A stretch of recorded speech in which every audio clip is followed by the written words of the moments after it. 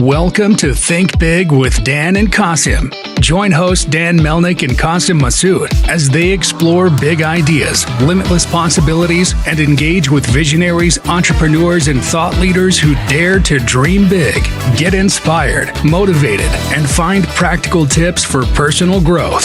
Think big, dream bigger, and ignite your potential. All right, welcome to Think Big with Dan and Qasim. And if you want to go ahead and introduce yourself, tell us where you live and what you do for a living. Sure. Thanks for the opportunity to be on the podcast, Dan. My name is Badri Malynur, live in Portland, Oregon, been there for 35 years. What I do is I'm a co-founder of a platform called Avestor, which allows people to create funds to raise money for their own projects or maybe invest in other people's projects. Awesome. So how did you get the idea to start this company? So it actually was the brainchild of a friend of mine and my co-founder. And today, investing in alternative investments is a very, very complex process. It's very easy to invest in the stock market, you know that.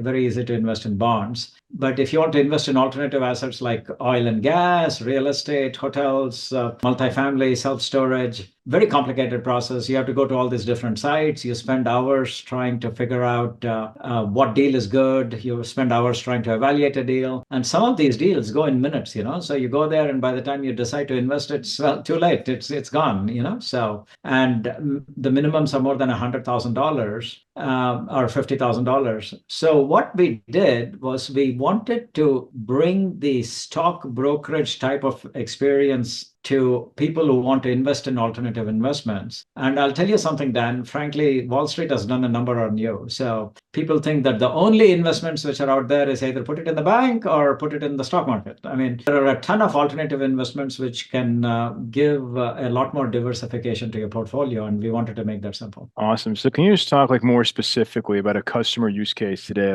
without mentioning names, obviously, but how somebody exactly is using you? Okay. So I started my story with why we started Avestor. And then let me tell you, our direction changed and we pivoted a little bit. So we initially created our own fund so people can come in and they can invest in self-storage, retail, hospitality, multifamily, all types of real estate across multiple geographies, including Dallas. I know you're from Dallas. But then we realized that it will take us a long time to scale up our fund to encompass millions of investors. So other fund managers came and said, hey, the platform you built is awesome. Why are you keeping it to yourself? Why don't you make it an open platform where other people can create funds? So about 2 years back, we pivoted and opened up the platform for other fund managers to create their own funds. And we make it very, very easy for them to create their own funds. We help them with all aspects of legal, accounting, tax, regulatory. Raising capital is very complex. And to give a specific example, there could be people who are capital allocators. So what they do is they know how to pick deals. And then their friends and family come and say, hey, Dan, I like the kind of deals you're investing in. I want to get into real estate. Can you help me get into real estate? And so they create a $5 million fund or a $10 million fund, and we help them find deals. And then they help their investors invest in deals. Okay. And the other use case we have is a person who's doing their own real estate deals. They could be buying hotels, or they could be buying multifamily apartments and renovating them, and or they could be people who are investing in even startups. So it's like building your own customizable venture fund, So these two are the broad categories of people who create funds on our platform. And the third category, we have a few people who have done that, is people who lend money to others. So for example, let's say that there are fix and flippers, right? You can buy a house, renovate it, and turn it around and sell it. Banks don't like lending money to these people. So people who create funds on our platform can lend money to them and say, there is this house in Dallas, we buy it for $200,000, put $50,000 in it and sell it for $350. Now I don't need to be a Harvard MBA to figure out, yes, you made some money on the deal. And but what they can do is that loan of 200,000 can be fractionalized in our platform, and somebody can come in and say, I want to put $10,000 in this loan, $20,000 in this loan. So those are the three broad use cases of people using funds on our platform. Long-winded answer. That's awesome. So what would you say is the biggest challenge that you face in the business today? I would say just accommodating the growth. I mean, people love the platform. There are a ton of funds coming on board is challenge number one. But so we are solidifying all the processes underneath. We are ramping up our team. You don't want to overhire right in the beginning. There's always a delicate balance in a startup. And the second challenge is the alternative investment market has slowed down a little bit because of the high interest rates. I mean, when I say alternative investment, majority of the funds in our platform are real estate. We do have other type of funds as well. So, but fortunately, rates have started coming down, as you probably have noticed. And so things are picking up again. So the challenge you're saying is more so like keeping up with the growth, hiring people as you scale, but making sure that you're not hiring too quickly and that it's the right people that you're bringing in the door. Exactly. Awesome. So obviously 2024 is around the corner. So like, what are your goals? Like, where do you want to scale to and get to? I guess like even like, what would you consider a successful 2024 for you? At the very minimum, we want to add another 100 funds to our platform, and we want to at least double our revenue, if not triple. Our stretch goal is to triple our revenue, but we are going to at least double our revenue. Like, what would you say is like the biggest obstacle to get from where you're at now to triple your revenue in 2024? Brand awareness, just accommodating a wide range of funds. Right now, the customizable fund. So what we have built, by the way, I should go into more detail, is it's not just any fund, it's a customizable fund. That's our key differentiator. A customizable fund is a fund where you can go in and say, Dan, I like this deal in Dallas. I'm not so hot on this deal in Austin. I like this multifamily deal here. I don't like the self-storage deal there. They can pick and choose which deal they want, and in effectively allowing them to build their own custom portfolio within a fund. Okay. So that's like you going to Fidelity and saying, I like this fund, but I don't like this 10 stocks. Can you remove them for me?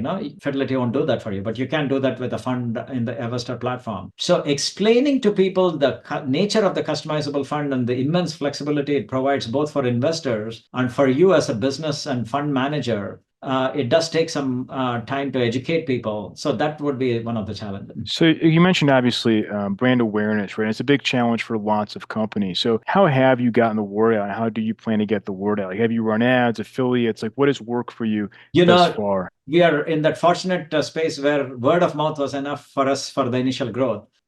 Just our users got in, they talked to their friends, they wanted them to join the platform and create funds. But we did start running Facebook ads, which have been pretty successful in the last quarter. And we do plan to increase that. We did try YouTube. It didn't work as well for whatever reason. Maybe it was not the right video ad. Facebook worked better for us for now. And we have used Google somewhat too, but Facebook of the three was the most successful. And so you're saying conferences as well. So conferences, yeah. So you're saying Facebook. What about like email marketing? Have you done that at all, or even like LinkedIn, cold outreach, things like that? I did. The initial base was built by LinkedIn cold outreach. Great question. But the LinkedIn ads didn't work as well for whatever reason. And we have not done much cold email reach. But outreach, I mean, we didn't buy lists and send emails and things like that. We may do that in the next year. There are some automated reaching out tools in LinkedIn which we used, and that was good for building the initial user base. So. For sure. So if you're going to be able to, take a step back and identify, who would you say is exactly your ideal customer? So there are two levels of customers, right? The customer's customer is someone who wants to build that investment portfolio out and move away from a significant overexposure to stocks and bonds on Wall Street. I mean, you get drilled into the media. That's the customer's customer. Our customer is somebody who helps their customer do that. And how do they do that? They want to provide them a very easy experience, a very simple software platform. Just like you go to a stock brokerage account and say, let me put $50,000. You don't know every single stock you're going to buy. You're going to put some money in and then decide how much you want to do invest in each stock. And we want to bring that experience to people who will help their customers. And like I said, there are three categories, right? The one category is capital allocators who are not doing their own deals. but they're investing in other people's deals, and we help them find high quality deals. And the second category, just to recap, is people who are doing their own real estate deals. They could be building new hotels, new multifamily apartments. They could be doing self-storage. And the third category is people who lend money to fix and flippers. Those are the three customers. And their customers are trying to diversify away from the stock market. So, what about even like, financial advisors, right? I mean, so you're saying that people... Hey, that's a great question. We definitely we believe that our platform is ideal for financial advisors like RIAs. I'm glad you mentioned that, like registered investment advisors. Right. We haven't targeted, from the Facebook ads, a few RIAs have come in, but that's an area we do want to go after in the future. Yeah, so we haven't targeted it much. So. Yeah, I just figured that there was a huge opportunity there, because it's like you have a lot of people who, as you said, right, that don't want to just invest in stock. They want to get into real estate, but they don't know how to do it, right? So if they have their advisors that can help guide them, that there's a lot of value. Exactly. So there are regulations. We need to look into that a little more. And I think our platform would be a natural fit because, so for example, one of the RIAs asked us, can you incorporate all the sources of all the customer investments? We don't want to get into that business. So it would be like you have multiple logins, right? You log into Fidelity or Schwab, and then you log into Avestor to get into alternative investments. And but definitely that is one of our target markets. So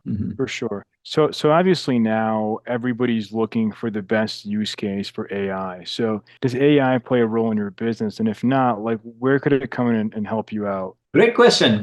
We are actively looking for some places where that can add value. One thing which we already have is we are creating a legal bot built on ChatGPT. There are very specific legal regulations related to fund of funds. And this will never be a complete replacement for attorneys in the near future, but maybe a few years from now, who knows? We are feeding it with our own knowledge base and allowing it to answer questions like, okay, if I live in this state, I'm trying to do this, what are the regulations governing me?